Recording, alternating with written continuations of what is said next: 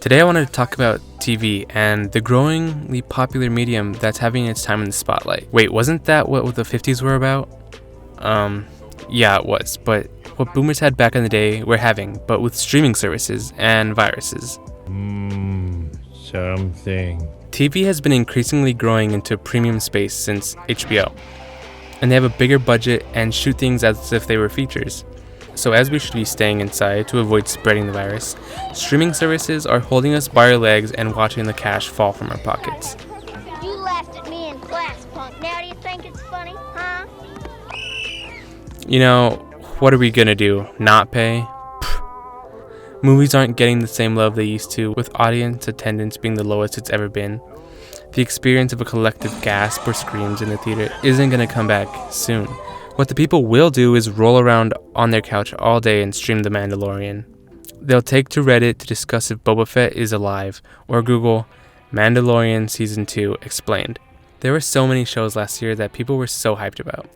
We have Queens Gambit, Pen 15, Sex Education, The Boys, Flight Attendant, Dave, Schitt's Creek, Outer Banks, and I haven't watched half of that list. What I am a big fan of is the first three.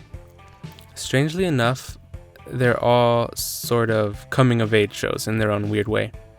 My favorite is Sex Education, but more recently, I have seen Pen 15. The premise is a little strange because the two main characters are 30-year-olds, and they play their 7th grade selves in the year 2000. It's all cringe comedy, but it's lovely.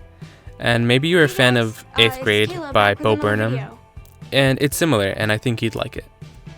The first season is lighter, funnier, covering middle school problems, and the second season, which I devoured in like a day or two, was way more serious. It builds off of season 1's problems and it piles it on. The two main characters are already breaking down by how they act and how they're treated, and it hurts to see them get hurt. We want them to win sometimes, and it just doesn't seem like that's going to happen very often.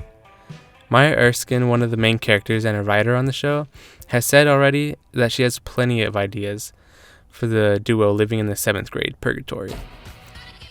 And even more recently, like as of this week, Hulu has added Freaks and Geeks to their library.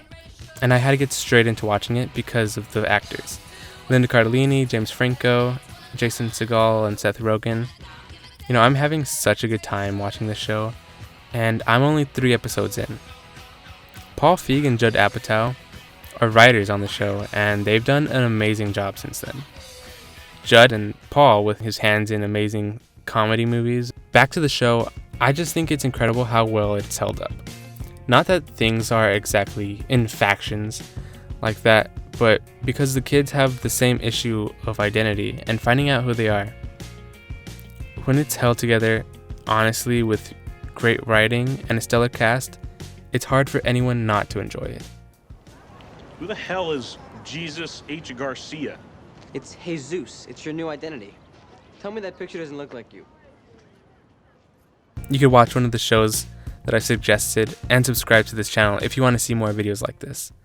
I've also been making movie edits on my Instagram and TikTok, so go check those out because I think they're actually pretty good.